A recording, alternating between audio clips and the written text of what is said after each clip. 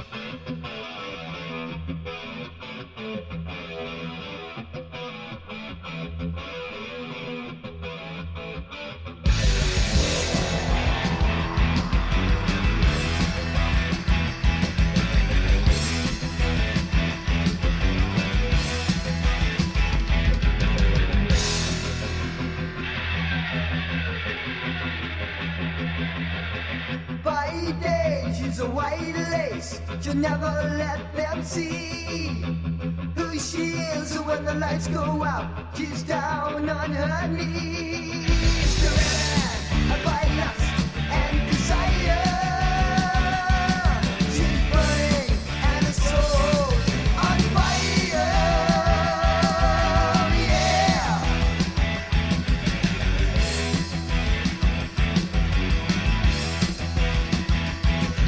A neon flashing in the air, headlights passing with a deadly glare.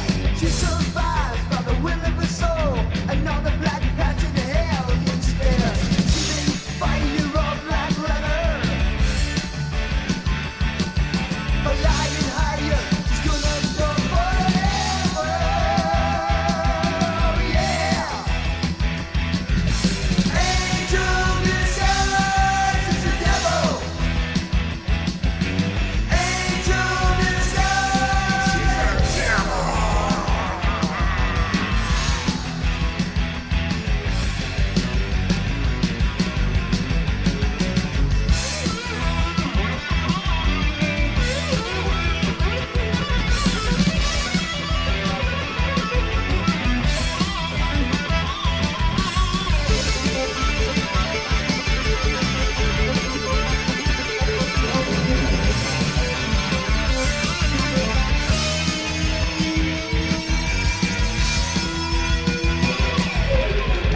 Angel disguised as a devil. Angel disguised as a devil.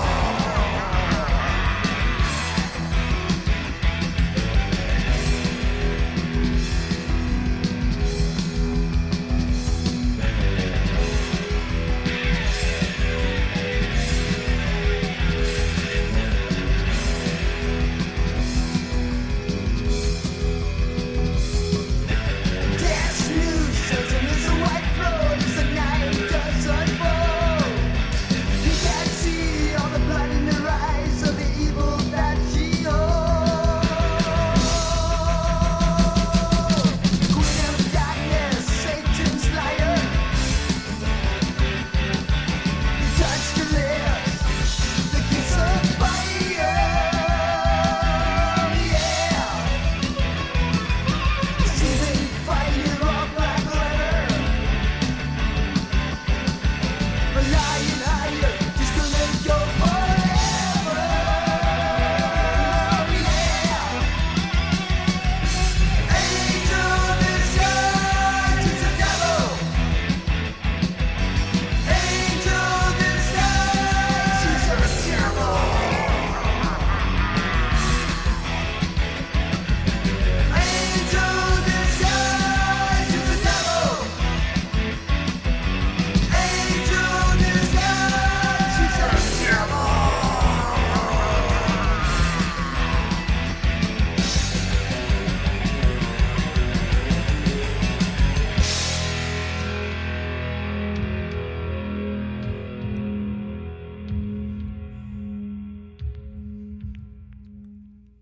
All right, that was Breaker, the Canadian Breaker.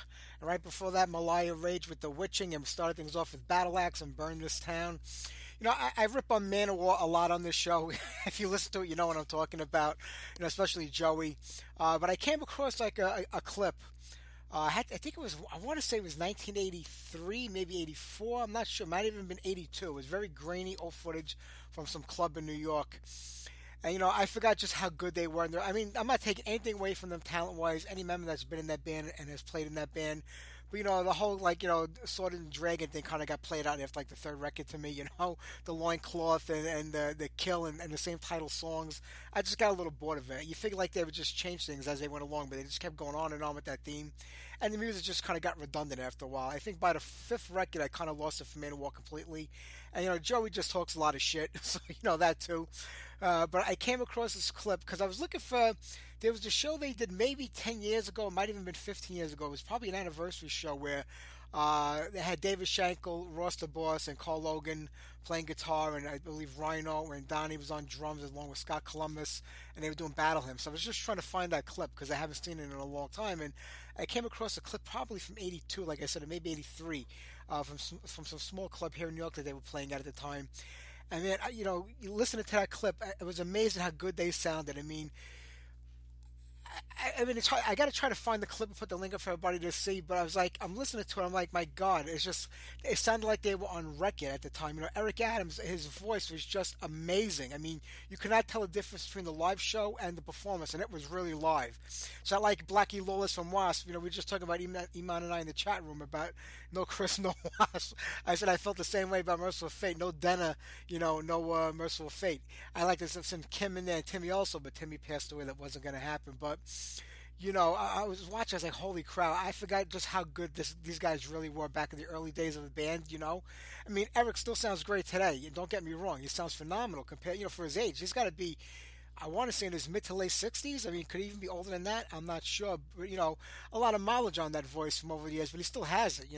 He can't hit the notes like he used to, so he has to kind of get tuned down a little bit. But listening to that early clip, it was absolutely amazing. So if you go look for Battle Hymns on YouTube somewhere, maybe like type in 1982 or so, it was a very black and white grainy footage, and all three of them headbanging in unison while Eric was holding up the sword. It was great to see that. It kind of brought me back to Manowar again, and I started listening to some of the earlier records. So how about we do a little Manowar? I'll play some Siren right after that, and then we'll get Ed on the line. So here's Battle Hymns.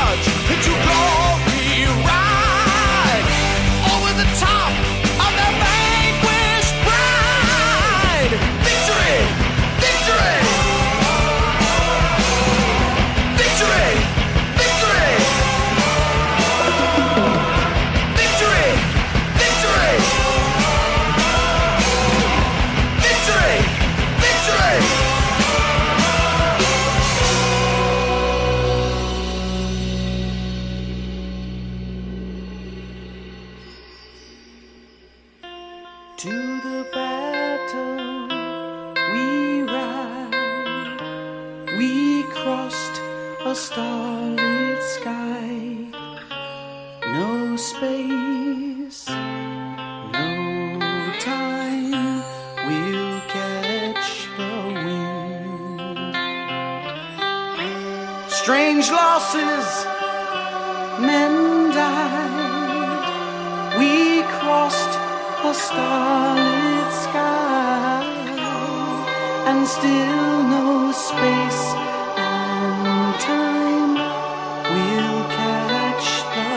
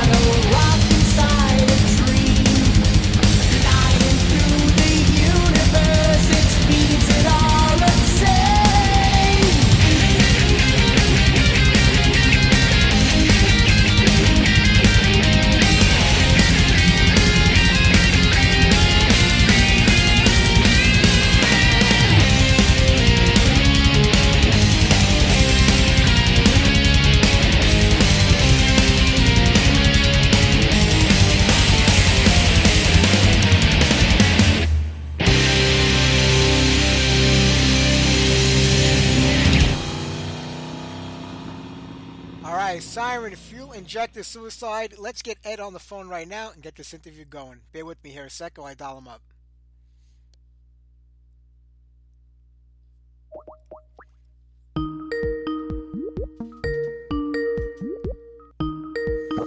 Hello. Ed, this is Mike. You're on the air live. How are you, my friend?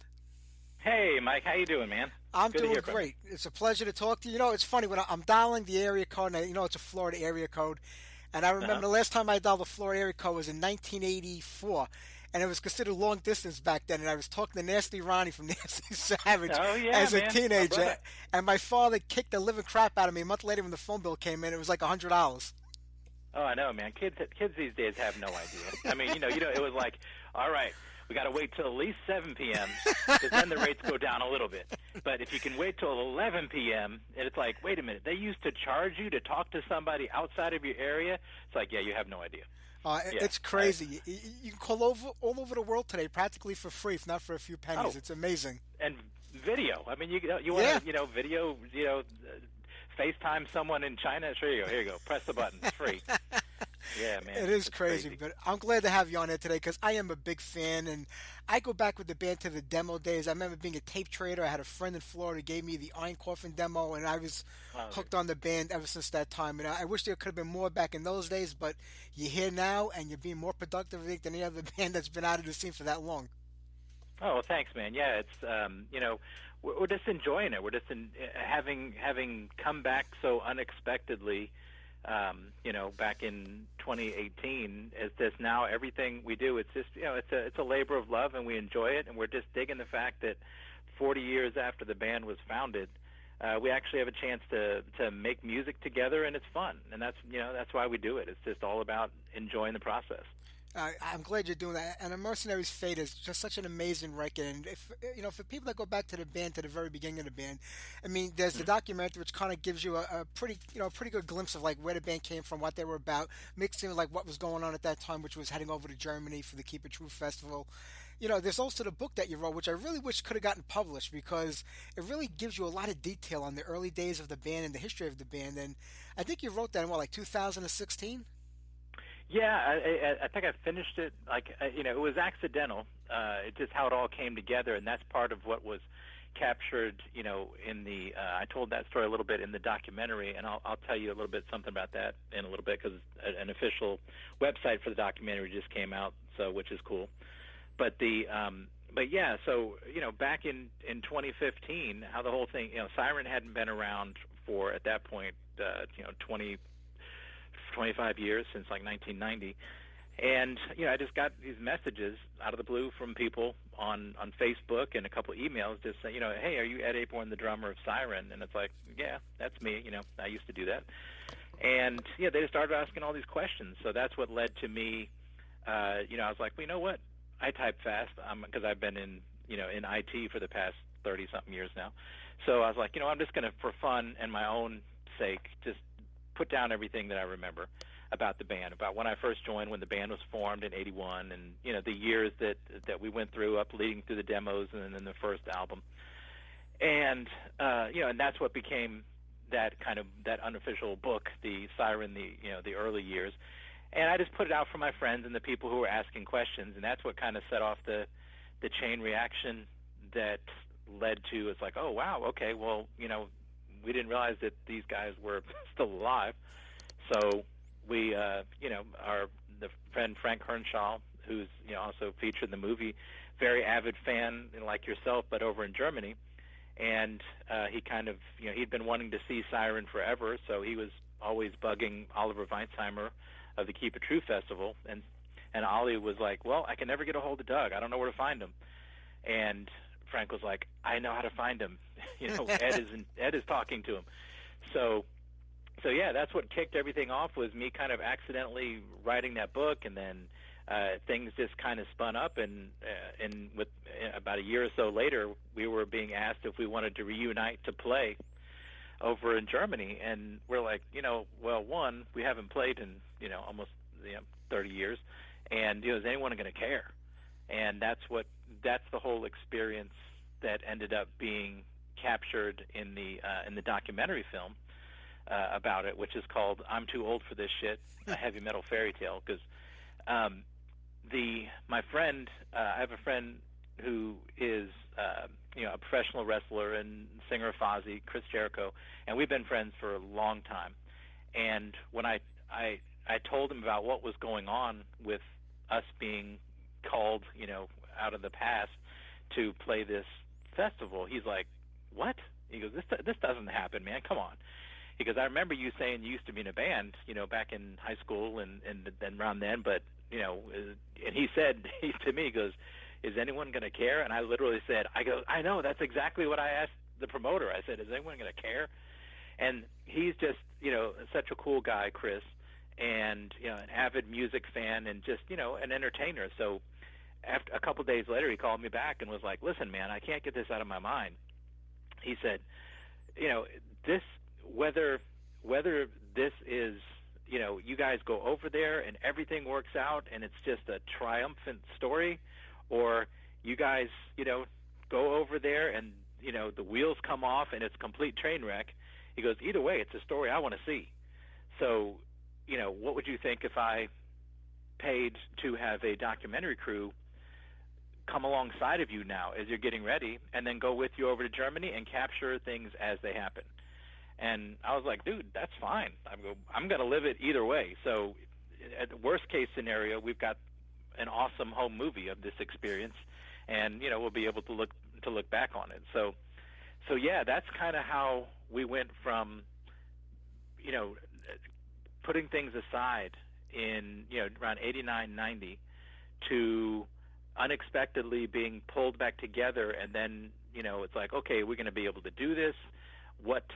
Who of the original lineup is still in the area that we can get that's going to be interested in doing this and able to do it, and that's what got captured in the film, which, as I mentioned, is there's a website now. It's called TooOldForThisMovie.com. So TooOldForThisMovie.com, and it tells all about the movie and how you can watch it in the United States either for free or on the streaming rental and purchase platforms, and also how now you can actually watch it internationally. So that's something that is just getting ready to be announced, is that it's available to watch internationally. So that's how all this came about. And then after the experience of playing at Keep It True, we were like, you know what, we had such a great time. Let's go ahead and why just put it all down again? Let's put out a new album. So we decided to record an album, which we recorded in 2019, the year after we did the festival, and that's what became Back from the Dead, and we released that in 2020.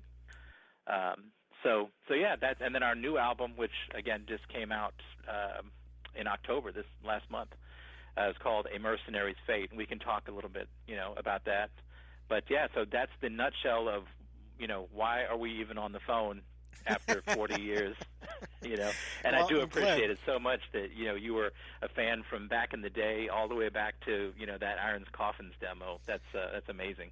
Yeah, I'm with the same age group, so, this was all music and this is what I was into back then. And, Yep. when I watch the documentary, it's a great documentary. And if people haven't seen it yet, like you said, I'm going to send them over to that website so they can find out where to watch it or where to buy a copy of it. But, thinking I watched how so many bands reunited, get back together today, and festivals put a lot of bands back together.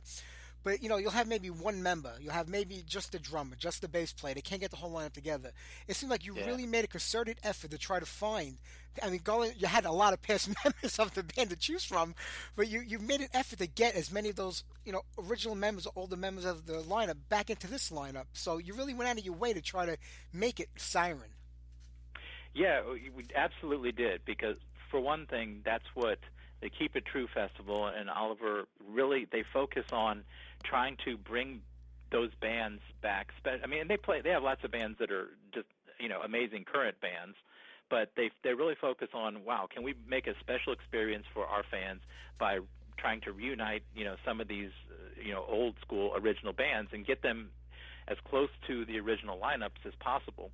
So when we were asked to do that, we understood that was, the premise and something we wanted to really try for. So, right off the bat, Doug Lee and I, the vocalist, spoke, and, he and I was the drummer. They had Siren was formed in 1981, and it was formed by guitarists Rob Phillips and Hal Dunn. And they had a friend who was a drummer and was there for a few practices, but he never was really a member of Siren. So I came on board in 81. I was 16, and those guys were all older than me. They're 5 years older than me, so they're already out of school and all that kind of stuff. So they were 21, 20, and so when we were looking at, okay, who do we get, we thought about it, Doug and I, and said, all right, well, let's focus on the lineups that people are going to be most familiar with, which are the recording lineups. So the first person we reached out to was Rob Phillips, and I spoke with Rob, and Rob is living in South Florida now, and just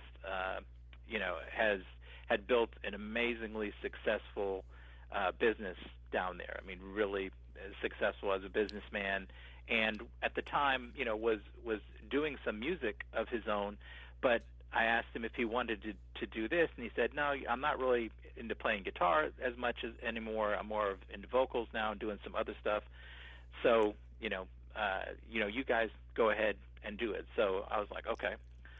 And so the next logical person, was another founding member, was reaching out to Hal Dunn. And, Hal was like, wow, okay, well, I haven't played in a few years, but this sounds like, be an awesome challenge. So Hal was on board, and then for bass, the first person I actually reached out to was Greg Culbertson, who had played bass on the Dead of Night demo, and I just couldn't get a hold of him. Last time I had spoken to him was probably 10 years prior, around 2006 or so. And I couldn't find him no matter how I reached out to him. So I went over to the Iron Coffins demo that you mentioned and reached out to Ed Hauser, who played on that. And Ed had been playing in bands in the area, all along. So he was like, absolutely, I'm on board. So we got, another original member from back in the day. And then I had spoken with Fax and Kotz, Eddie Kotz, who was on the Dead of Night demo, but unfortunately he lived out in L.A. at the time, so that would have made the rehearsals that we were going to need to do kind of difficult, so that just wasn't going to work out. So I was thinking, all right, so for the other guitarists, those were kind of like the main guitarists who were in their band. Rob was on the original single, Metro Mercenary and Iron Coffins, and then Fax was Dead of Night, and then Rob was back for the first album. So a friend of ours who has been around the entire time we have is Todd Grubbs, and Todd and Hal had been in a band called Atomic Opera back at the time when Siren was recording, we were doing our demos. So we were always in the same kind of group. It's just Todd was never really an official, never a member of Siren. I had played in Atomic Opera for some gigs, but it's kind of one of those things where it's kind of a stew of bands in Brandon, and people were jumping here to there depending on what was going on. But Todd has been a professional musician for the past 40 years. Went to Berklee School of Music, came back, has had a successful School of Music, and has always been recording, releasing solo albums in different groups. So I reached out to Todd and said, hey man, is this something you would be up for? And he was absolutely, I'm on board. So even though Todd wasn't an official member of Siren, he was an adjunct member all those years ago. And so that's how we got the lineup. So pretty much we were all original. So 4 out of the 5 were original guys from back in the original recording days of Siren. So as you mentioned, it wasn't just, okay, here's one guy and then 4 other guys who never were in the band. It was like, all right, we're 4 guys who were in the band from the original days, and then one a new guy. And that's how we kind of pulled it together. And then as you see in the documentary, we kind of had a curveball thrown at us at the last minute, and Ed Hauser, who had served and been retired from the military, where he was a helicopter pilot and flown in, several combat, missions and all kinds of stuff, had sustained a lot of back injuries from those years. And unfortunately, about 2 months before we were supposed to go to Germany, really had some issues arise from that, where he was going to require surgery like 2 weeks before we were supposed to go to Germany. So that was like, oh. So unfortunately, he had to step aside. But coincidentally, just literally out of the blue, Greg Culbertson had called me back. I had given up on trying to reach him, but about a month before Ed stepped aside, Greg had called out of the blue, and I'm like, Greg, man. Yeah. He goes, hey, I just wanted to call and see what's up. I'm like, you're not going to believe what's up, man.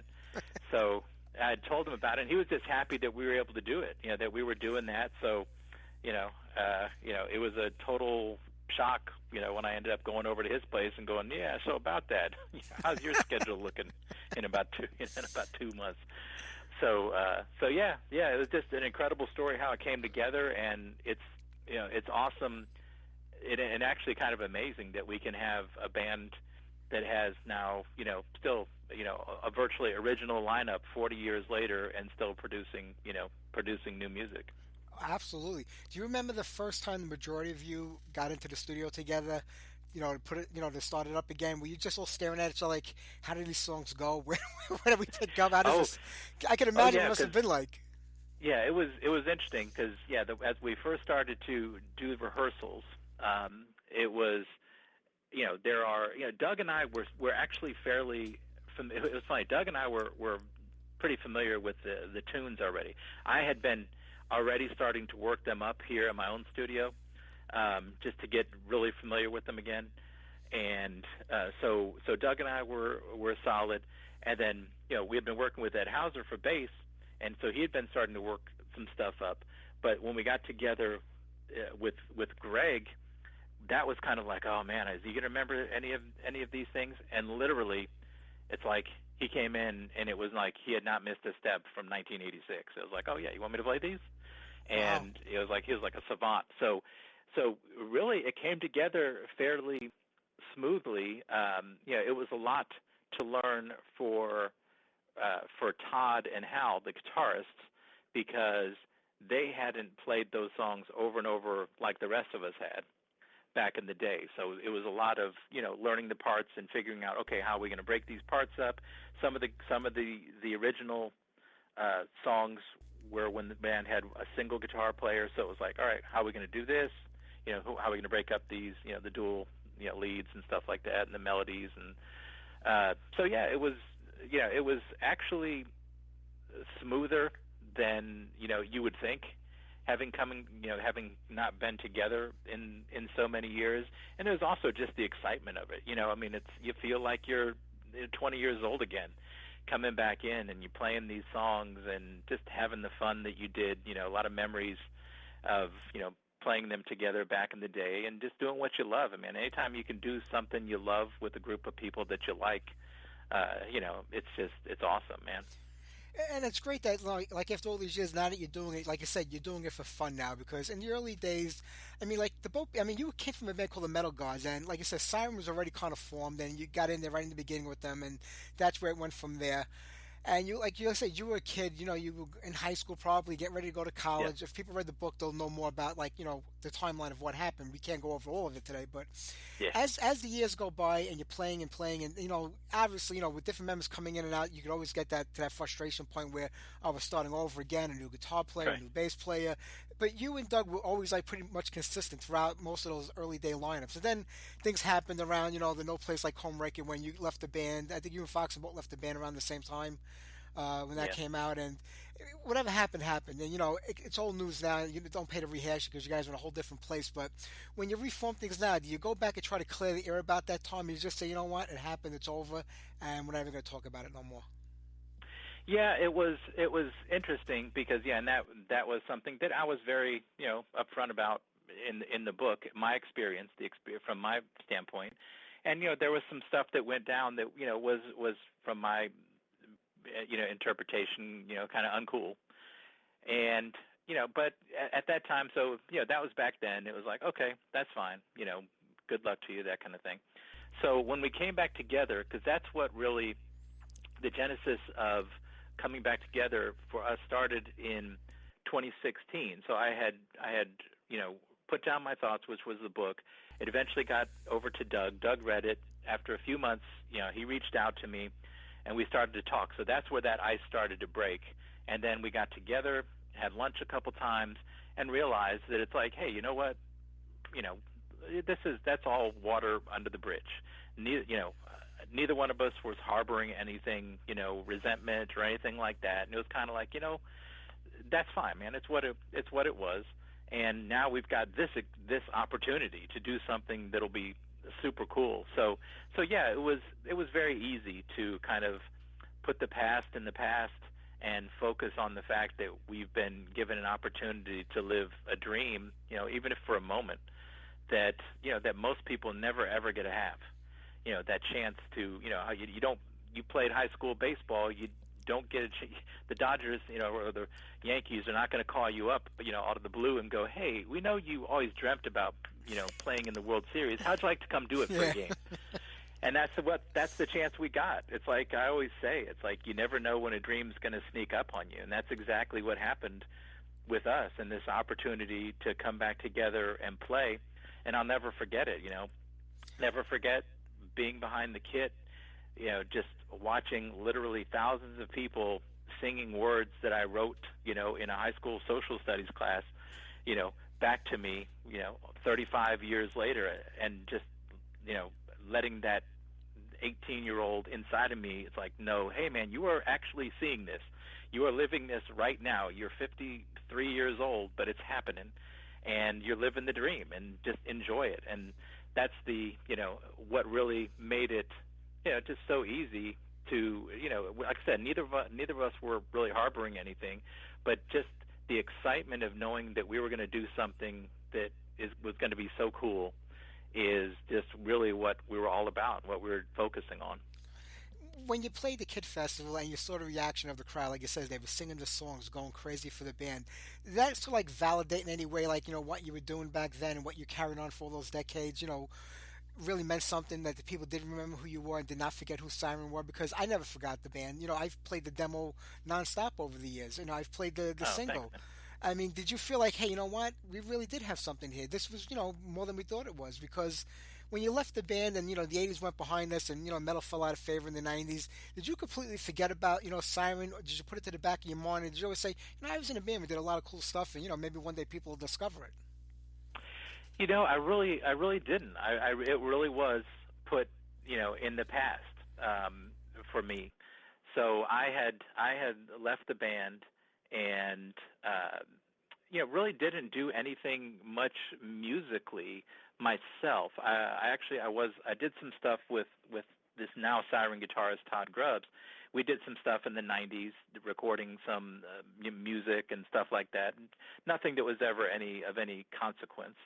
But Siren was pretty much, just kind of over there. It was like Doug was doing some stuff with it, and I know, in the latter half of the 80s, he did Financial Suicide, that album, and then I know I had heard that he was trying to do some stuff in Europe, but I wasn't that, we weren't that close or really talking, so I didn't know any of the details, and nothing really came of it. So by the time, the clock ticked over to 1990, and Siren had pretty much gone quiet.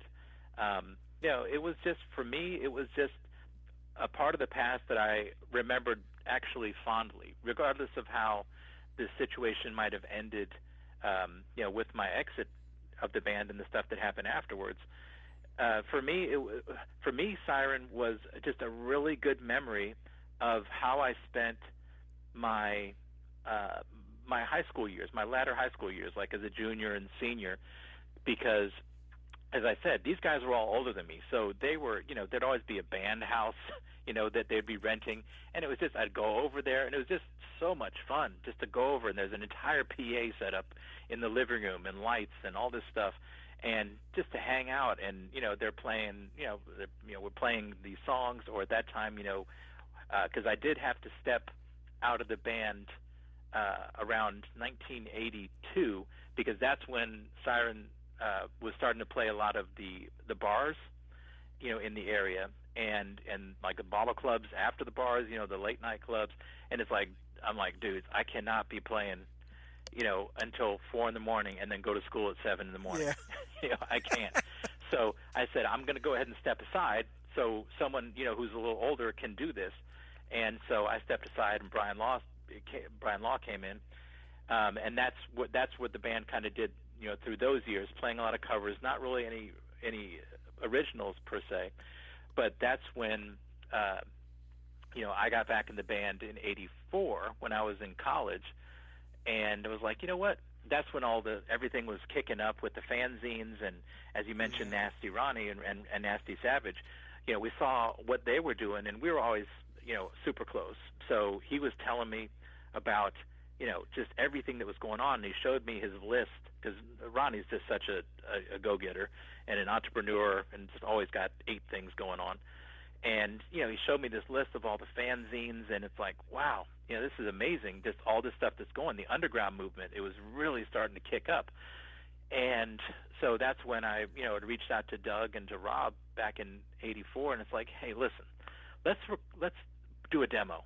And we did have a couple original songs back from Siren from those days, so let's put those out and then see what happens. So that's kind of how Siren, kicked back into into another era of myself and Doug and Rob, and and we did the single. We did the Metro Mercenary single in 1984, and we wanted to do something different rather than starting out of the gate with a cassette. We're like, let's try to stand out a little bit and do vinyl. So we did the single, the Metro Mercenary single, which had that song and Terrible Swift Sword, and that's what we kicked off. And Ronnie, as was always super cool, shared his list of all the fanzines, and so you're right. Doug and I would then started the promotion for it, because he and I were the ones who were always doing the promotional elements. We were kind of like the core of the band when it came to the business side of the band back then, and even as we continued forward. So it was that's kind of how we ended up getting the ball rolling back then with Siren, and then went through the things we went through with the demos and putting those out, and then eventually leading up to to getting that first album. Yeah, that was one of the things I was going to ask you, because back then every band came out with a demo tape first because it was the cheapest and easiest Right. thing to do. Most bands did it on a 4-track. If you were able to get a little money together, you could do an 8-track demo tape, but that was about it. And I was like, they came out with a 7-inch single right off the bat. How difficult was it back then? To get a vinyl release out? And yeah, I know you did it on your own, but still, it had to be so much more difficult than recording a demo tape. Yeah, it was actually, it surprisingly wasn't incredibly difficult, because remember back then, like there were so many vinyl production houses, because that's what was available. You had cassettes and vinyl pretty much. And so we went to recorded it at a little studio in town called GDM, which was an 8-track facility. And the owner was a guy named Gary DeMichelle, who unfortunately passed away just about a year ago. Great guy. And he really kind of fostered us, and led us through the process, because he had done recordings before and helped, other bands put out their stuff, be it cassette or vinyl. And, so when it came to it, we made that decision after talking to him and saying, okay, how much would it cost to do a vinyl? How much would it cost to do, the cassette instead? And we looked at it, we're like, all right, it's going to be more. The studio was only, I think, like $15 an hour or something. But we had to work with the limitations of 8-track, of course. But so we ended up deciding to go for it, pooling our resources. And it was definitely DIY, because other than having the singles made, the 7 inches made, we did everything else ourselves. So it was like, all right, how are we going to do the packaging? It's like, all right, well, let's just get some plastic, sleeves for these things, and then we'll print an insert that is just and we'll fold it. So we got essentially those original singles had an insert that was a piece of paper that was just folded in half, and that's where the paper sleeve of the record slid inside of that other kind of folded piece of paper, which was the thing, and we just had them printed locally at a little print shop, and it was very DIY, and but it served a purpose, and it did make a difference. I think it did catch more eyes than just being another cassette on the stack of demos that would come into these fanzines or magazines even or radio, and they're like, oh wow, okay, what is this? They're at least going to give it a listen, and we got some positive feedback on it. So that as a strategy, we feel did work in getting some a little additional, getting us a little more notice. I couldn't agree more. I mean, there's definitely a little bit of bragging rights to going that, I have a single out or I have an album out, then do I have a demo out? And I guess it did work for you that way. So that was a great thing to put out at the time. And I wish I could have gotten a copy of one back then. Now, forget it. It's probably impossible to find one in here. Yeah, we only had, we made 1,000. So, whatever's out there of the original ones, it's going to be, you'll have one of 1,000. That was all that was made.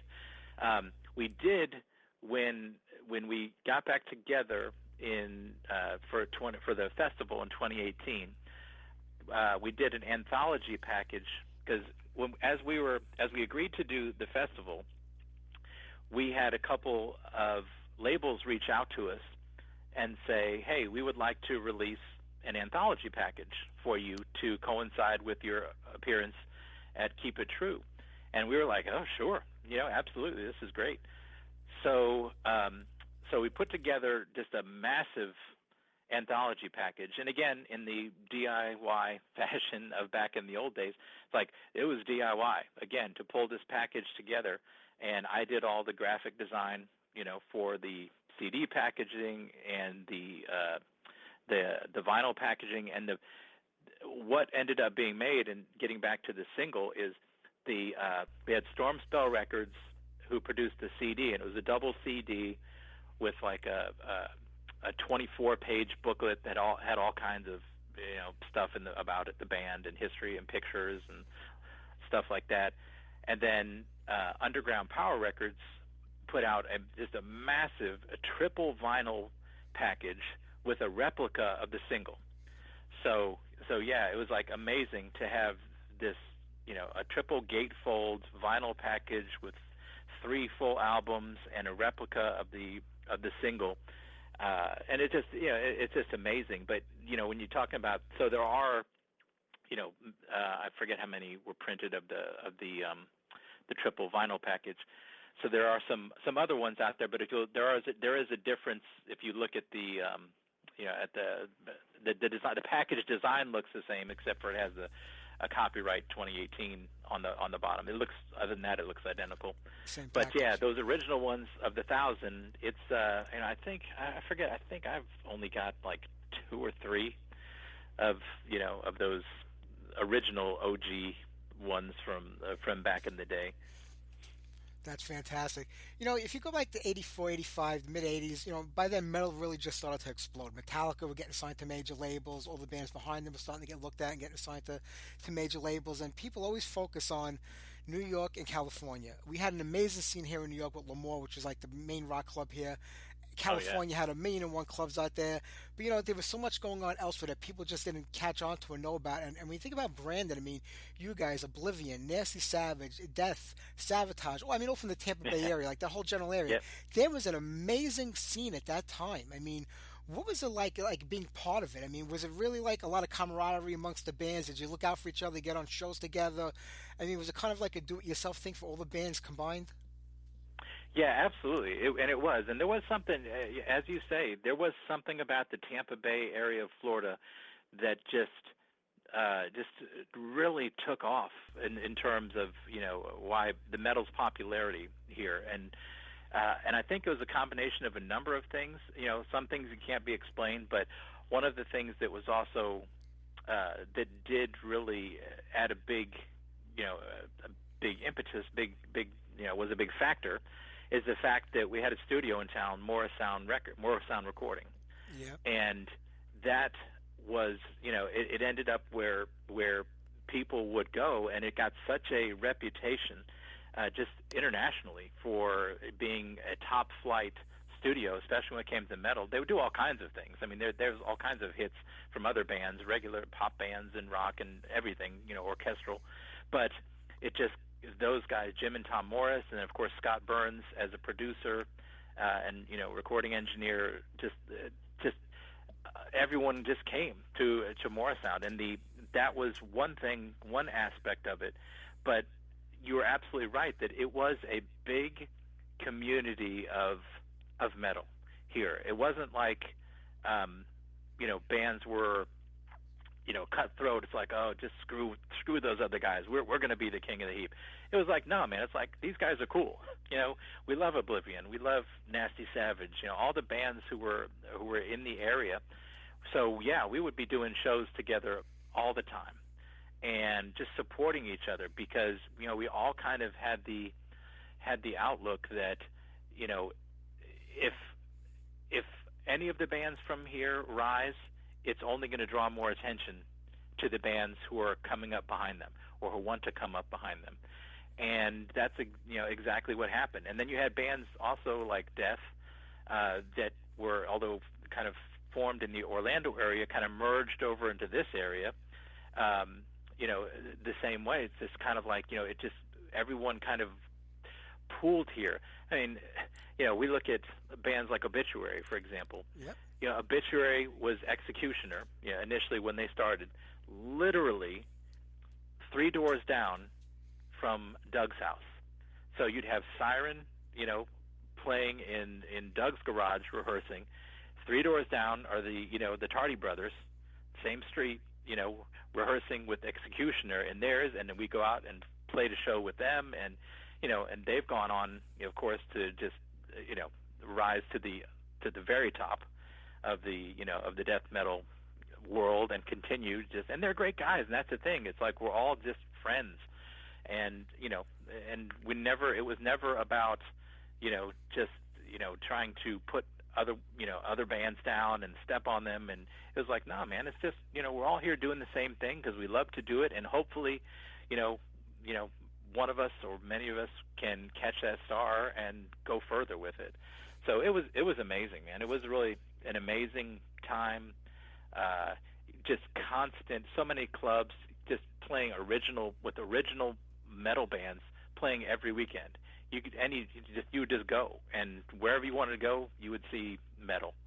And in the earlier days, before even the clubs came around, so now we're talking 81, 82, lots of just parties.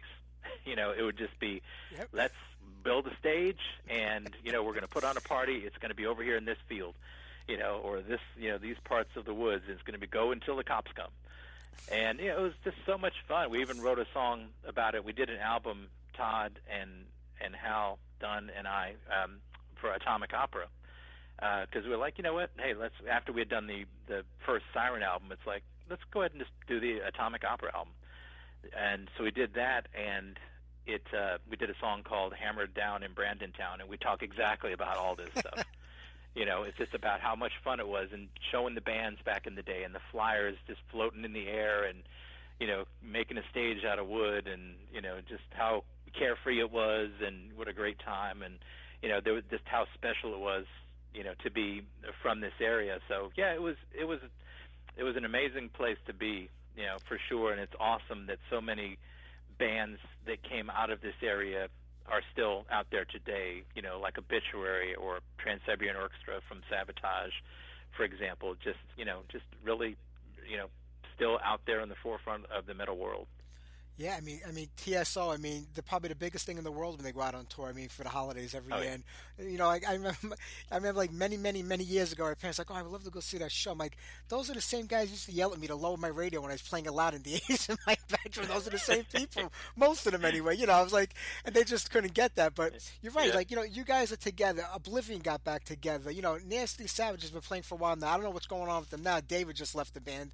I guess it's still going to go on with a new guitar player, but these are all still playing. thing all these decades later, and I come back to that documentary, and I'm like, Anvil kind of got the ball rolling with the documentaries. It brought a lot of attention to the band that they maybe weren't getting over those years when things kind of died down, and a lot of bands started putting out documentaries. Some of them were hit, some of them were miss.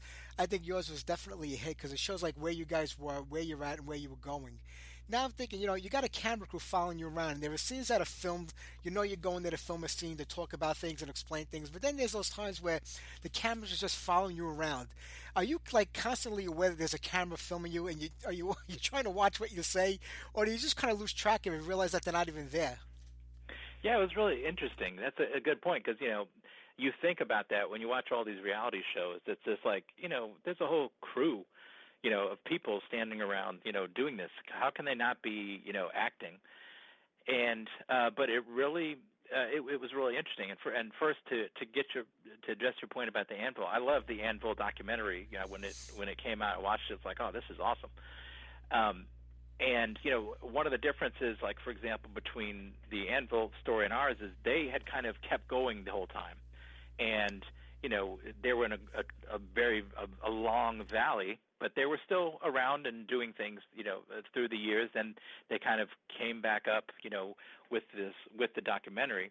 As opposed to ours, we were like, okay, it was done. And then all of a sudden, we get the tap on the shoulder. It's like, hey, so it's more about, it's not really about, hey, it's not about the band. It's not the movie. Our documentary isn't about Siren as much as it is what happens when 50-something guys get a chance to relive the dream from their youth unexpectedly. And so that's kind of what got captured. And it really, what you see, on the screen there is what happened because there was really only two people at any given time who were with us. There was the main filmmaker, Nathan Mowry, great young man. He's in his late 20s at the time, and he had done the Judas video for Fozzy, which was very successful, had like 40 million views or something. Really great young filmmaker. So that's why Chris Jericho had reached out to him to do the documentary. So once he was engaged, and came down, he's up in Atlanta, came down from Atlanta while we were rehearsing and getting ready in the months before the gig, came down, and that's when we started doing the interviews. And an interview is an interview. You're sitting there and you're talking and answering the questions that are being asked. So when the more of the follow along documentary part started, like when we went to do our warm-up gig here at the Brass Mug with Nasty Savage and Oblivion, and then traveling to Germany and the entire experience that happened over there, by the time we had already met Nathan and couple people who he would bring down to work with him, and we were so comfortable. You just kind of forget about it, that there's a couple of cameras following you around everywhere because you're just trying to deal with stuff. Like, we're trying to figure out how to get through the airport, and it's like, I don't have time to be something else or to put on a show. It's like, okay, what am I doing? How do we do it? Where did Greg go? Literally, we're losing him all the time. Yeah.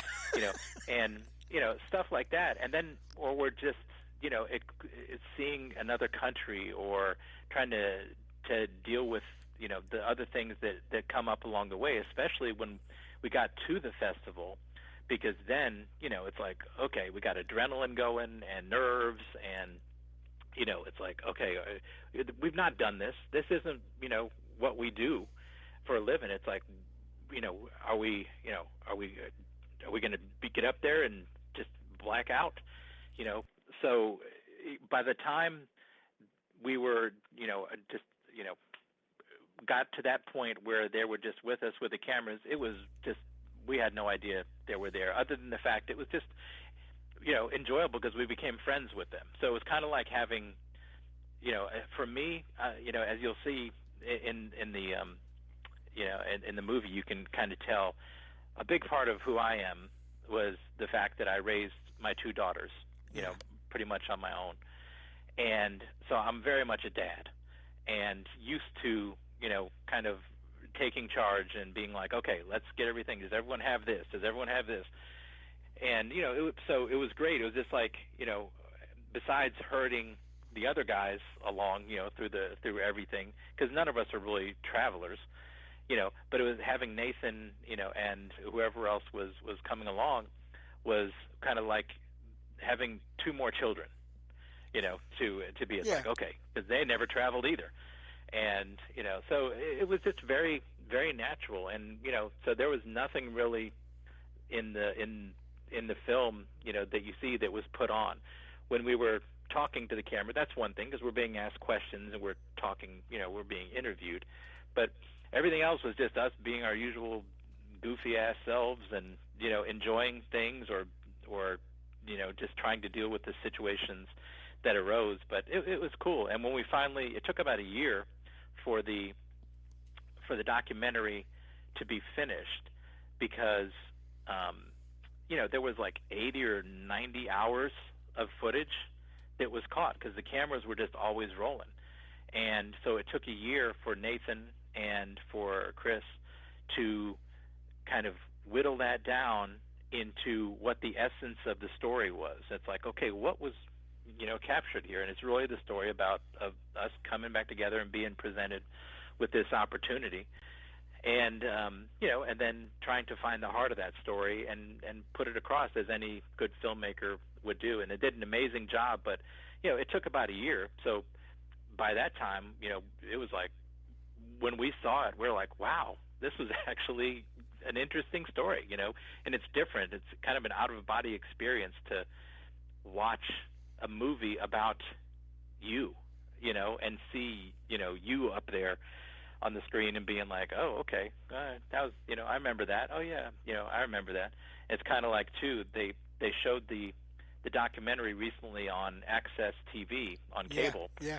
And it's like, oh, that's just crazy, just seeing myself, like, I actually watched it, as it was airing, just to see the commercials interjected with it, so I could feel like, it's like, this is real TV. I'm on, I'm actually on real TV. And then just the craziness of thinking, man, it is 2022, and I'm watching, a film about Siren, on TV.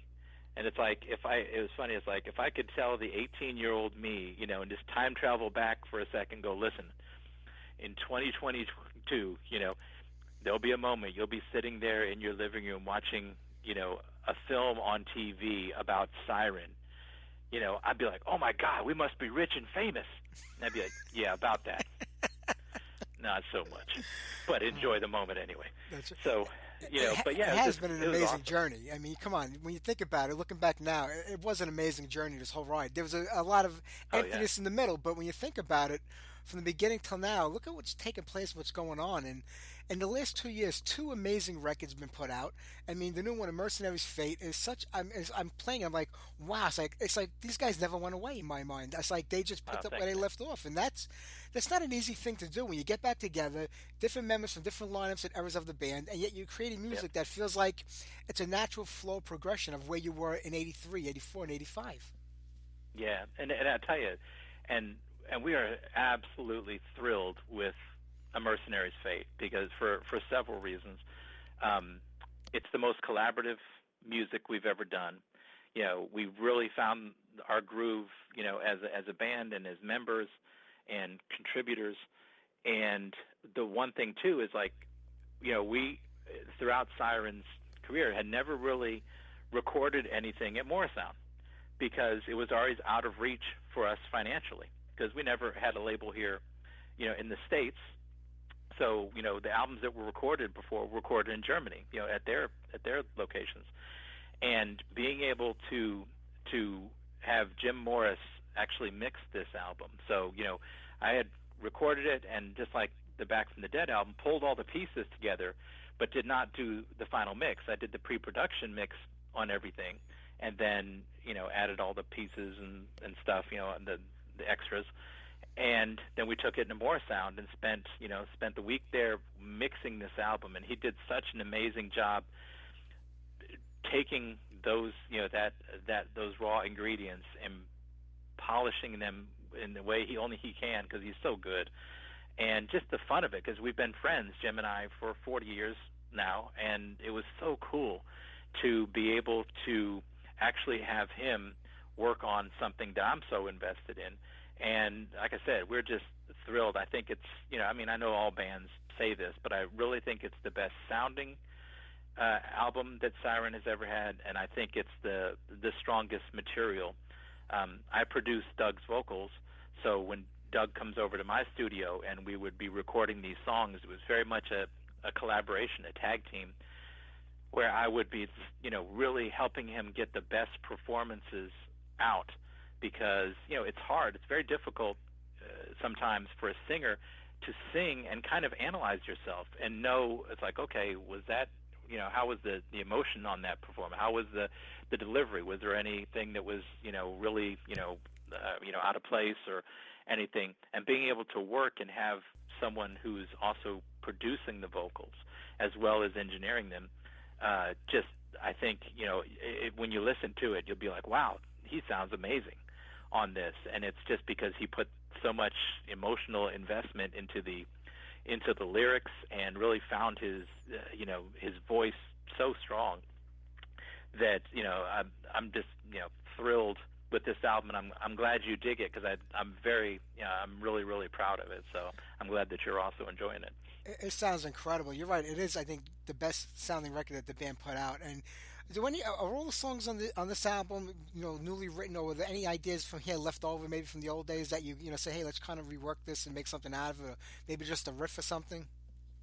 Yeah, there was only one song that actually traveled over from the Back from the Dead sessions to this album. And then the other, so there are a total of 11 songs. 2 of them are CD bonus tracks. So the vinyl will have 9 songs. The CD has 11. And the one song that came over was a song called, that ended up being called Prologue to Redemption.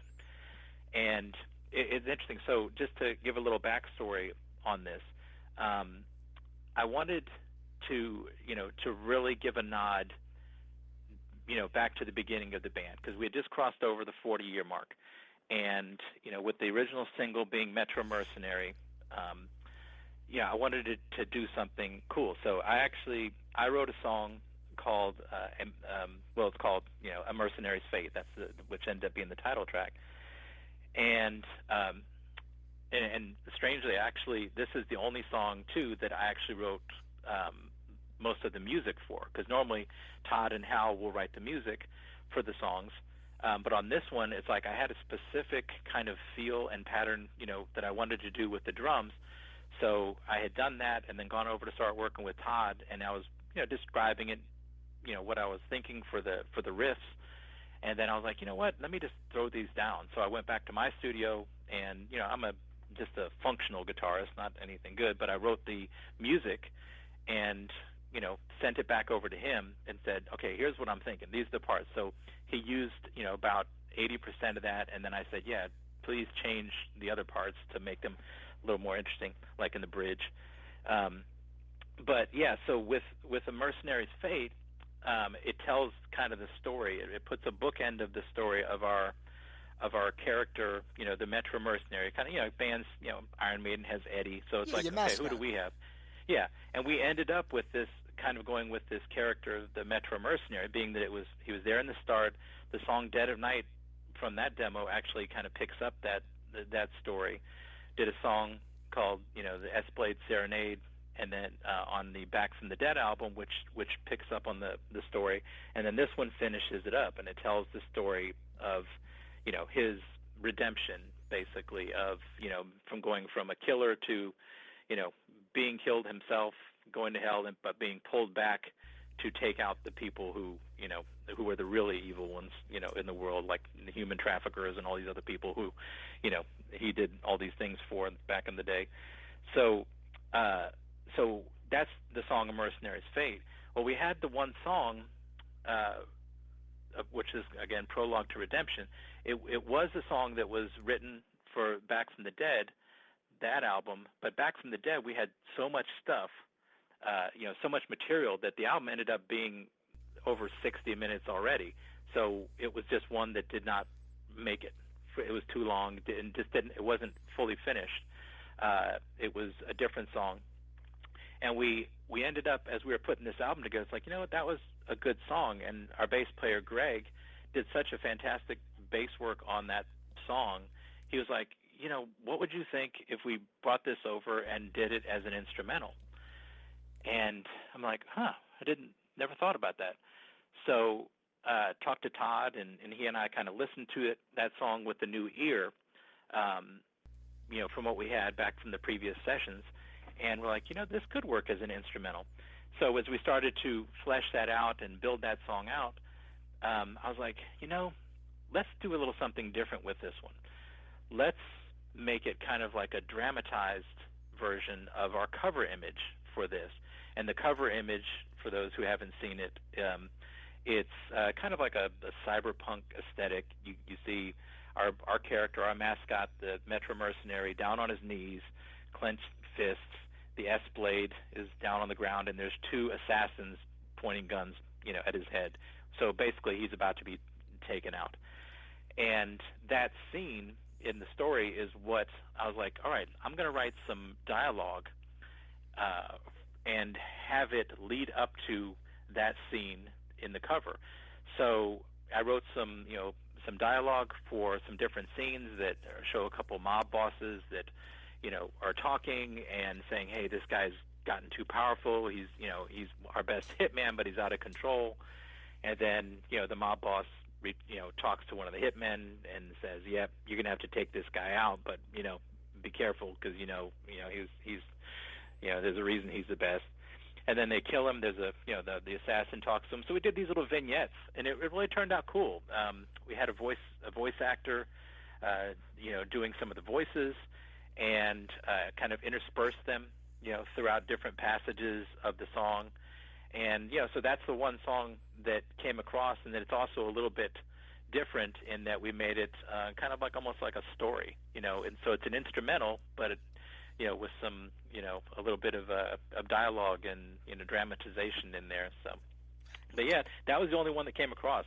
Other than that, we had about 20 to 30 new song ideas written just specifically for this album, which we then, whittled down to the, to those other 10.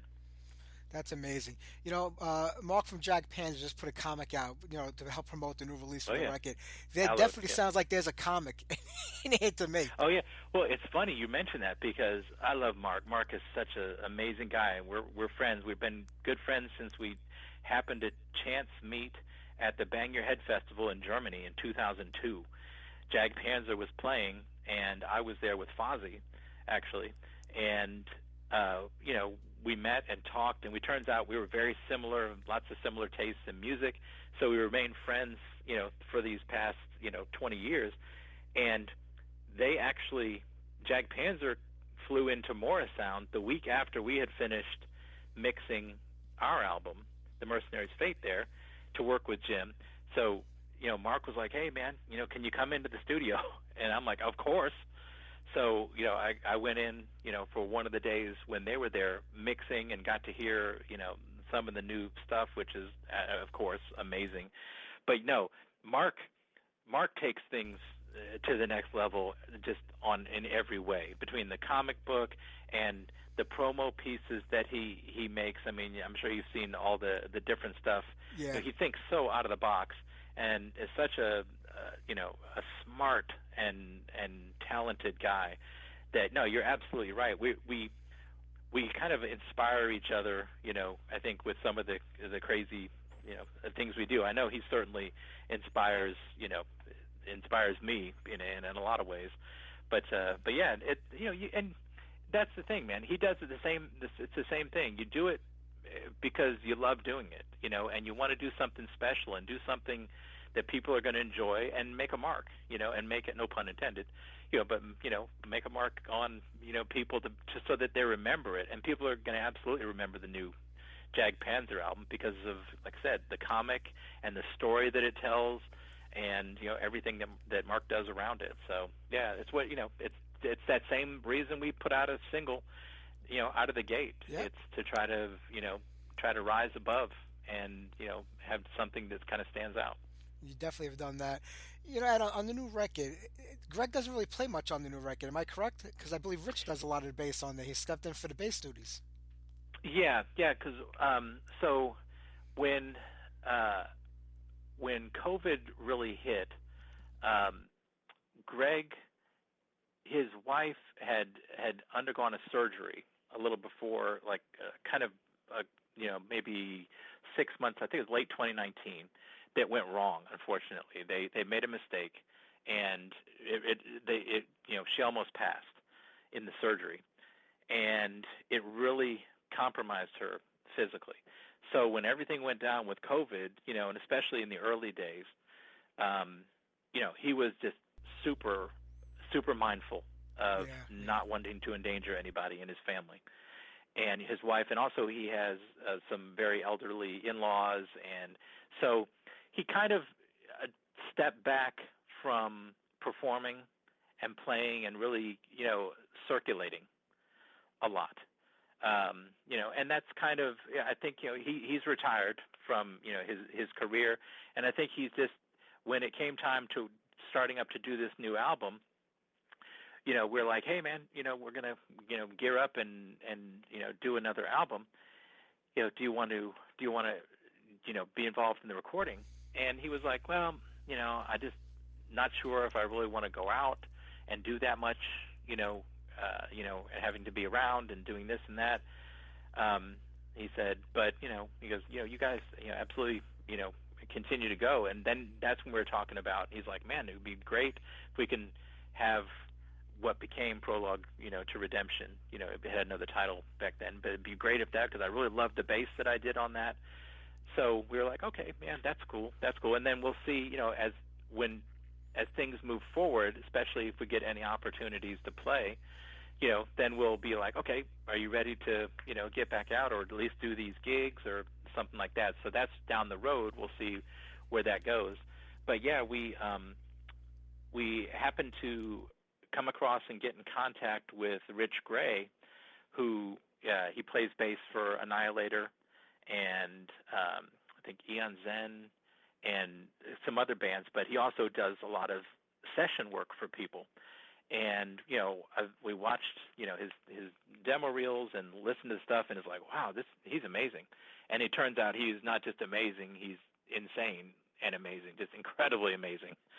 And so we had started, we had sent an initial song over to him to see what his take would be on it and what would come back, and we were just blown away. So we ended up working with him for several of the tracks on the album. And each one, he just really did an amazing job at supporting the song and also bringing so much interesting, textures to it with his playing, because he really understands the concept of building the energy in a song, and just what he comes up with was just amazing. Every time we would receive, a piece back, we would just be like, okay, this is just incredible. It really is. He brought so much, such another dimension to the songs that we're thrilled with it. He's based in Cambridge, England, and just nice, super nice guy, super nice, smart, and just immensely talented. So yeah, we're thrilled with the work that he did on this album, and and also how supportive he is of it, because we brought him up to speed with our story and why we're back and this and that. So he kind of like, oh, this is really cool. I'm really happy to be a part of this. So yeah, we're very happy with it. He's definitely a solid player, and it shows on the record. Hey, and I'm not going to keep you. We've been talking for a long time. I'm going to give you a break, let you catch your breath. But A Mercenary's Fate, what an amazing job you did in this. FHN Records. It came out October 4th, a little over a month. It's been out now. People can buy it anywhere on the internet. Such a great job, my friend, and I can't wait for more. And listen, if you ever want to get rid of that metal heart, just let me know. I'll be the first to buy it from you. Well, actually, you know what? I brought that back to Wolf. Well, here's the thing. In 2009, 2009, that's when they had met Mark Tornillo, and that started to get going. And Andy Sneap had reached out to me and said, hey, can you put in a word for me to possibly produce this album? I hear there might be recording. And I'm like, yeah, man, sure. So I talked to Wolf and Gabby and said, hey, I've got a really good friend, Andy Sneap. He's a great producer of metal. Here's some of the bands he's worked with. And they hadn't really heard of him, but they're like, yeah, we'll be happy to, we'll talk to him. So they did, and then when we all met together, we flew in. I flew up from Florida. Andy flew over from England, and my friend Rich Ward, a mutual friend of Andy and I, came up from Atlanta. We all came to Nashville, and I brought the Metal Heart back. I'm like, you know what? This needs to come back, just symbolically, to you. Just to start this off. And then, Sneap ended up, we sat there, listened to all the old Accept songs, and, kind of said, yep, this is Accept, this is not Accept, this is Accept, this is not Accept. And then they did, Blood of the Nations was the first comeback album, and they haven't looked back since. And so I don't know if it was the Metal Heart coming back or just the fact they're all incredibly talented, but it worked out. But yeah, it was great to have it here, at the studio for so many years, and just to be able to look over and go, that is the Metal Heart. So, I wouldn't have been able to let that go. I cannot let that go. I would have broken my friendship with Wolf Hoff if I let that go.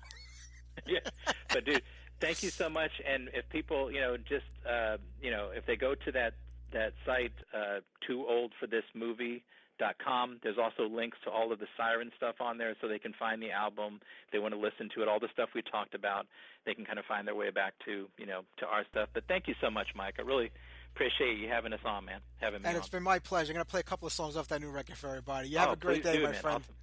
Thank you. I'll talk to you later. Talk to you soon. Take care. Bye-bye. Bye-bye. Mr. Ed Aborn from Siren. What a great guy. Let's get on something off the new record. How about we do Revenge of the Bastards?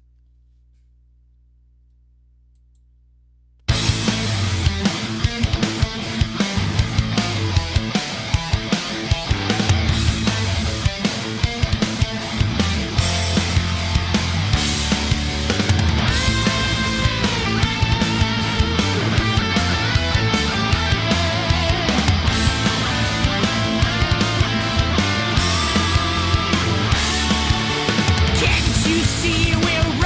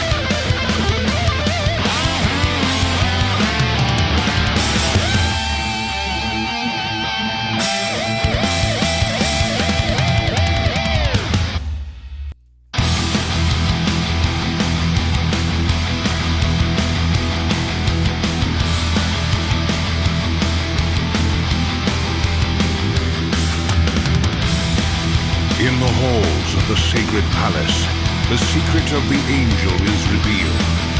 You are a slave to humanity's greatest lie. I can hear the footsteps of the giants of the past. I can feel the terror in my soul. Waking from a dream that they said would never last. Your final ounce of innocence will go. You better wake up, it's coming. Apart at the seams. I hate to be the one to tell you so. For 500 days we've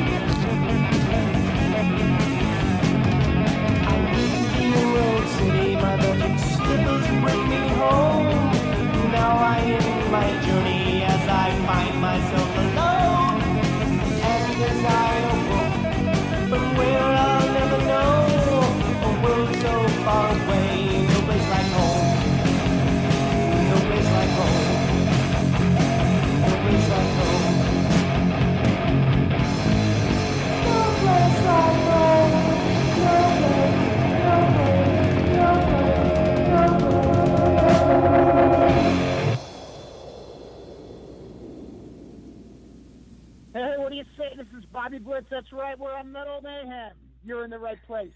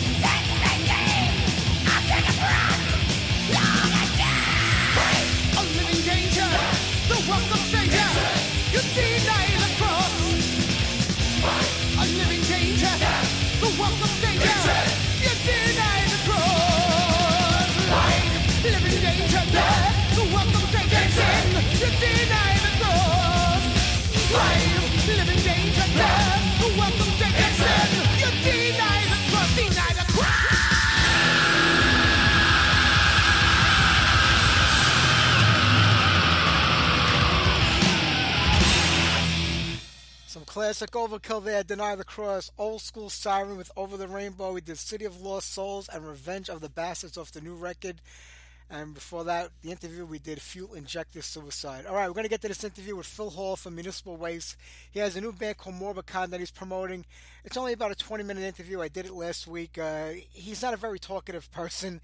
And I find out, like, when you interview people that aren't talkative, you try to, like, heap a little extra praise on them and tell them how good things are to get them going. Sometimes it works, sometimes it doesn't.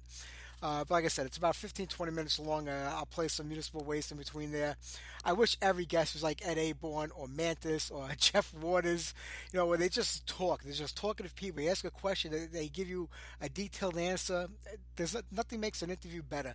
And they can go on and on forever, those interviews, because, you have somebody who's willing to talk and answer questions.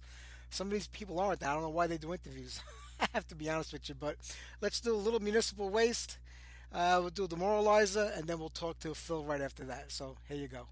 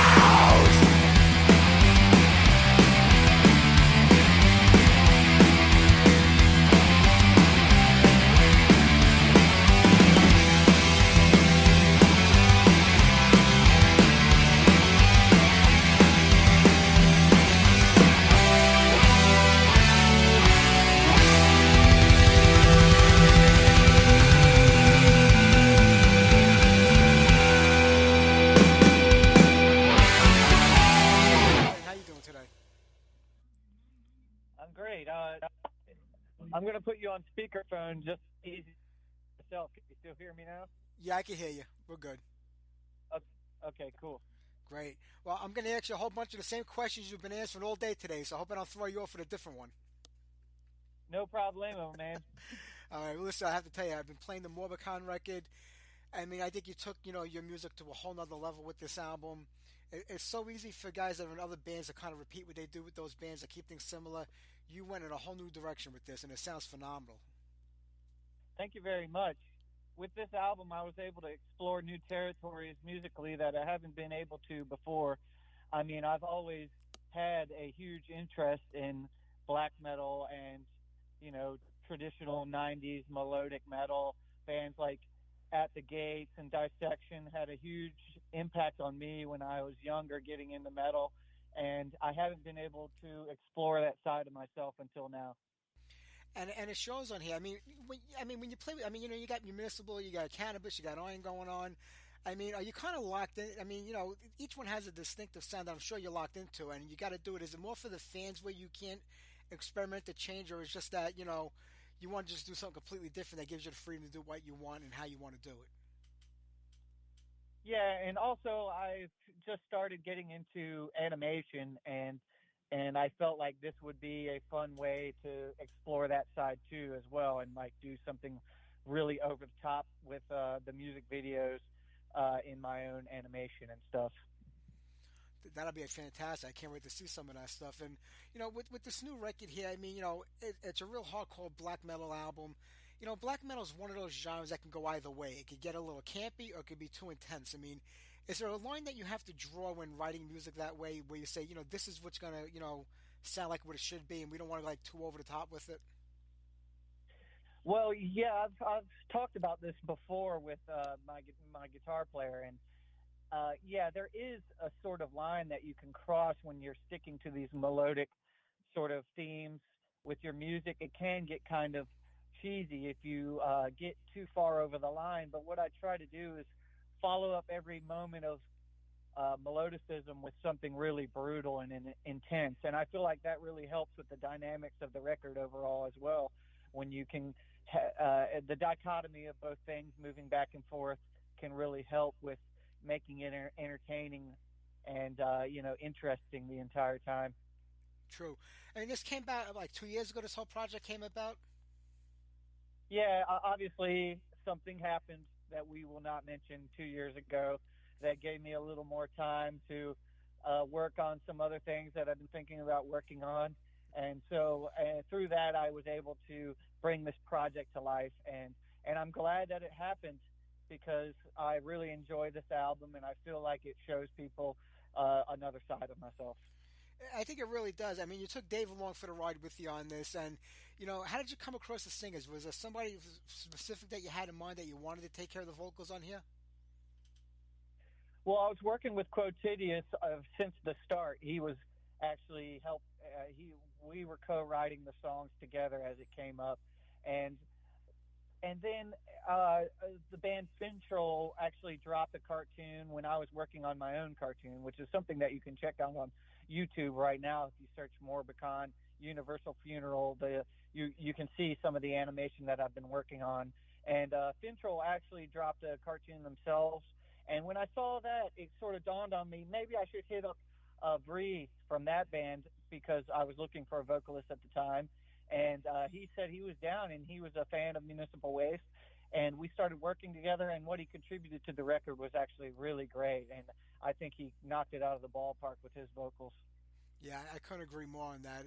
I mean, now that you have this out here, is this something that's feasible to go out and perform live with? I mean, one-off shows, or is it just really strictly a studio project?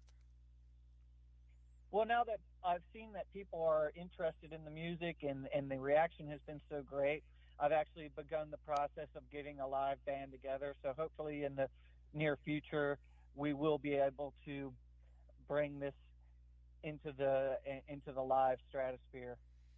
That would be great. I mean, it's a brand new band, but you do have name recognition for Municipal Waste and your other bands. So does that kind of help out, get doors open to you to make things happen with this, or is that excitement like from being in a new band part of this, where you say it's all from scratch, we're starting over, we're going to build it up on our own, or does it kind of help having the Municipal Waste name behind it too? Well, I can definitely say that after 17 years of touring full time with these bands, that you meet people and you do establish connections with certain people that make it a little bit easier to get a band off the ground. And also Scotty and Tank Crimes Records, the label that's putting out Morbicon, is a really good friend of mine, and he does a great job with putting together really cool LPs and CDs, and the whole packaging of the album looks so great, and he really helped bring this to life. And so, yeah, I'm very fortunate to have friends in the industry that can help push this project forward, and I'm very fortunate in that regard. That's great. I mean, a busy year for you. I mean, as far as record goes, Electrified Brain from Municipal Waste came out. This album, 2 in a year. I mean, I guess with the COVID, things kept it pretty productive music-wise. Yeah, we had we had time, and I enjoy making music. If you look at my discography, I've put out close to 30 records by now with 30 releases, and I just really enjoy bringing new sounds and new music together. I mean, even as a kid, I was making fake bands and fake tape covers and stuff, even when I was like 8 years old. Like, I've always been very driven to be in bands and make music. So it's just something that I'll never get tired of doing, because every new album is my favorite album. And I get very excited when something new starts getting formed, and it's just an exciting process. And with every record, I learn something new about what to do and what not to do, and I'm always learning and trying to apply that knowledge to things moving forward. Did you think you would get to this point when you look back, like you said, 30-something albums? Like, did you ever think you would get to that point, or did you just say, I might get lucky getting a band, put out an album, who knows what will happen? But now you're talking like almost 20 years later, and like you said, your output has been incredible. Well, thank you, and no, I can't say that I ever dreamed of getting to this point in my career. All the things that I've been able to achieve, all the shows that we've played, all the countries that we've visited, and all the sort of experiences that I've had doing this, it's beyond my imagination, and I'm very fortunate, and I'm very thankful, and it's just something that I enjoy doing, and I'm glad that I get to do something that I love for a living, and I'm just going to keep going forward and trying to bring new sounds and new risks to the people out there that enjoy my music. You do it. And, I remember the first time I heard Municipal Waste, I think it was around the Hazardous Mutation album time. And, I found I just thought it was so refreshing, because, it was real strong music, and it was kind of goofy in a way. You guys didn't take yourselves too seriously. And then I said, you know what? Metalheads just don't get into this sometimes. Like, they just don't get a sense of humor, like when it comes to their music. Did you find like any drawback or pushback from the fans when they realized that, you guys are just a fun band having a good time, and, but writing really kick-ass music? Well, I will say that before I joined Municipal Waste had been around for about 2 years before that, and they were from the town that I was from. And at the time, I was seeing a lot of, like, metalcore was popular at the time, and the vibe of all the bands was very similar. And I saw Municipal Waste play live, and the personality that Tony had live really just came across as something so fresh and original. And then when I heard the music, I was just, and that same personality came across in the music, and I knew that it was something that was so different from all the, like, it's just sort of the same vibes with a lot of the bands, just a very tough, no nonsense vibe, and Tony just came across as something so fresh. And I saw them play live, and then a week later I got the phone call from a friend of mine saying that Municipal Waste was looking for a bass player, and I immediately jumped on it. I was like, oh my God, it's perfect, and I feel like that sort of charisma and personality that Tony brings to the table is something that a lot of people relate to, and then it's definitely what helped separate Municipal Waste from the pack of metal bands out there. True. I mean, when you think about Richmond, Virginia, especially if you go back to the heyday of metal in the 80s, you had At War from the Virginia area and a few other bands. Not a lot really going on, but it seems like around the time Municipal Waste got started, things started really I mean, I'm not going to talk about Gore, like they're the most famous band. I think they came from the area, but, it started to pick up around that time. Was it a vibrant enough scene in the early days for the band to sustain itself? Because very early in the internet stage, where bands weren't able to use social media yet, like to promote the band or get the name of the band out there, you kind of had to play live and make your bones where you came from, and then branch out around the area. So was it enough of a vibrant scene for musicians back then? I can remember very much how before social media and the internet became how you promote your band, it being a lot harder to get your band noticed and to book shows, and it was much more difficult before social media, and especially in Richmond, which was a little bit smaller, and it definitely didn't seem like it had such a vibrant music scene. But nowadays, I feel like Richmond has a huge music scene. There's a lot of really great bands coming out of Richmond, and one of the biggest metal bands in the world, Lamb of God, is from Richmond, and I remember when they started taking off, and when Lamb of God really started blowing up, I remember thinking, wow, if they did it, then it's possible to be from Richmond and make a name for yourself in a metal band. Is it still important today, or does it even matter today to kind of make it where you come from, or is it just so much easier to go on the internet and you click a button and people in Bangladesh can hear your music just as easy as the guy who lives down the block from you listening to you playing in your garage? Well, it's just changing. Everything's always changing. I mean, I could sound like an old man and say, oh, back in my day, but it's we have to move along with the times, and there is a certain thing to be said about oversaturation and how everybody has a platform now to promote their music, and playing live is the end all be all by far. No amount of posting on the internet is ever going to top someone seeing you play live and putting eyeballs on you in the flesh and hearing your music. That is what separates you from the rest of the metal bands out there. So if you're in an up-and-coming band, just play as many shows as you can. Get out there and play every single dive bar and every single house show, and not only will you get a lot of eyeballs on you, but you'll get better as a band because you're playing a lot, and you'll move up that ladder. True. Like we said, you're involved in 3 or 4 bands, and these aren't like little side projects where you just put something out and disappear for. These are pretty active bands most of the time. A lot of records and a lot of musical output. I mean, today, do you have to be in multiple bands to make it happen for you as a musician, where you can make this your living and earn a living doing this? Is it even possible to be in one band today and just make that your dedicated band? Yeah, if your band is called Metallica, or yeah. Yeah, if your band is called Iron Maiden, then absolutely it is. I don't know. I'm a music lover, and I love creating music, and being in multiple bands was just a way for me to express myself. It wasn't really I never put in the thought like, I got to be in multiple bands to like put ends together. It was more like I love music and I love making records, and I want to just make as many records as I can. I read about how Frank Zappa had put out like 100 albums in his career or something like that, and I was like, I want to be like that. I want to be prolific, and that was the goal that I set for myself. Yeah, you did that. Anything happened with Cannabis Corpse? It's been like, what, 3 or 4 years since there's been anything? Well, it's Cannabis Corpse has put out a lot of music, and we've played a lot of shows, and now I'm sort of focused on this Morbicon thing, and who knows what happens in the future. I'm sure that at one point I'll be ready to bring Cannabis Corpse back, but at this moment I'm pretty busy with other projects. So and I love Cannabis Corpse. It's not like I have anything like I purposely put it to bed or anything. It's just something that's kind of put on the back burner at this moment. Yeah.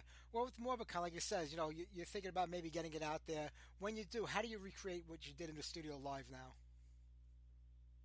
Well, I've got some really great musicians lined up, and I know what to do when it comes to bringing metal to the people out there. So don't worry, it'll sound great. I'll have a great band. I'm sure of that.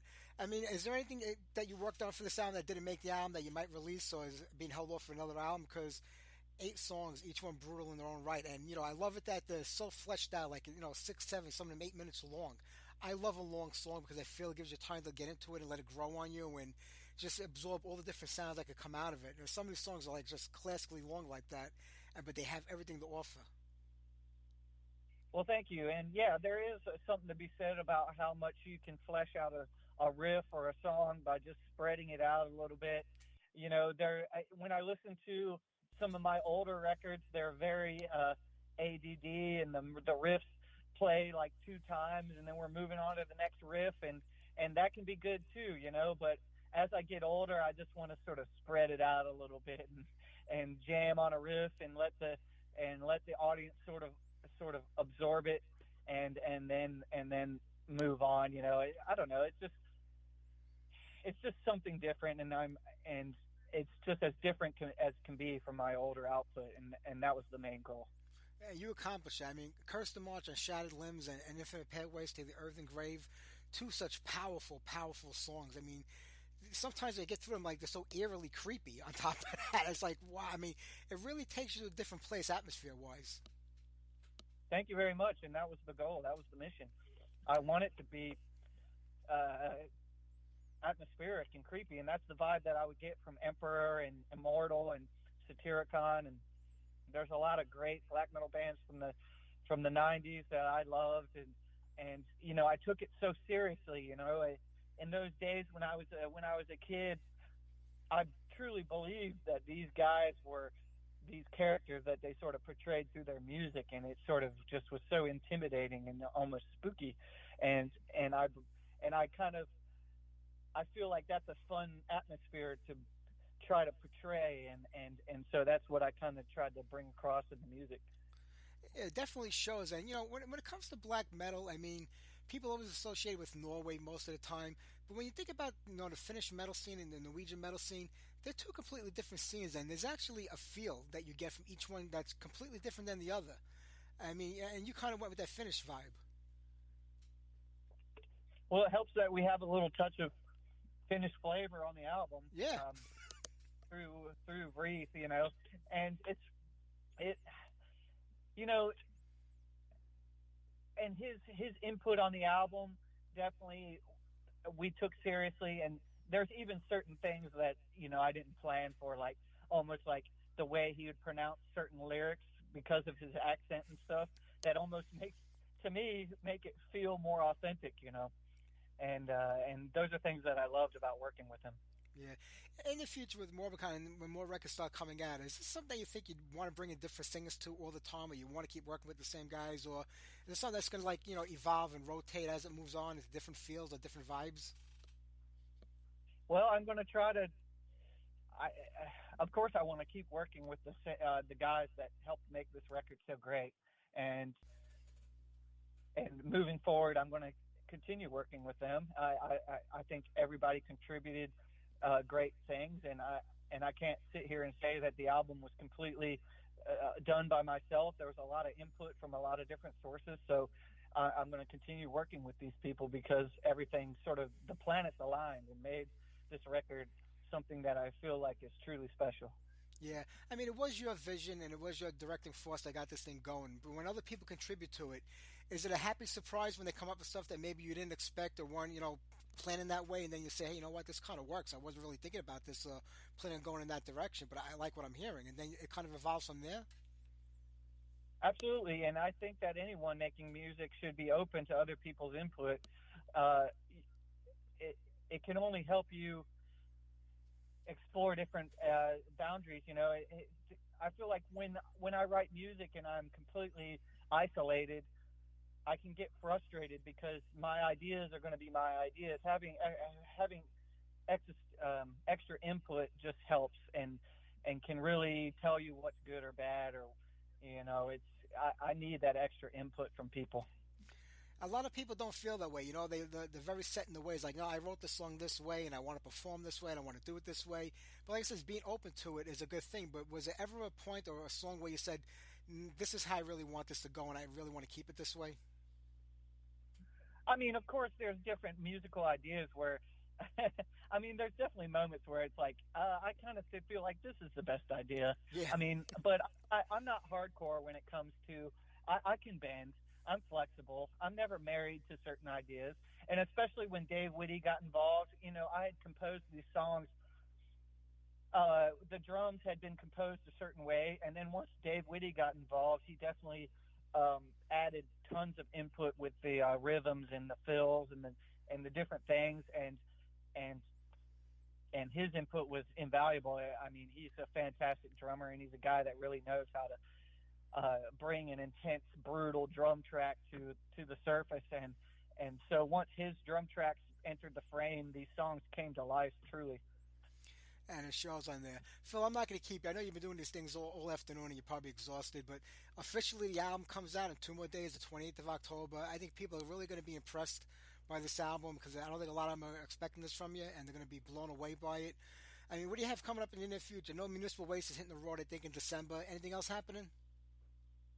I'm going on tour with this band, Valiant Thor. I've been playing bass with in November, and and then in December it's the Municipal Waste tour, and Municipal Waste is lining up a lot of great stuff next year, and I'm just going to continue keeping on, and I'm really as far as Morbicon is concerned, I've been getting together with some guitar players, and we're going to start rehearsals and getting that band together. So hopefully by early next year, we'll be announcing some live shows. I'm looking forward to that. Phil, the best of luck with the new band and everything else you do. I'm a fan. Thank you very much, man. I appreciate you calling me, and thank you very much. You have a great night, my friend. Take care. Bye-bye. Bye-bye. All right, I want to thank Phil Hall and Ed Aborn for being on tonight's show. We're going to wrap it up here tonight. We'll play one more song and we'll call it an evening. Don't forget to tune in next Sunday night. Steve Rice from Kill Ritual, Dean Roberts from Leatherwolf will be on the show. How about we close it out with some Damage?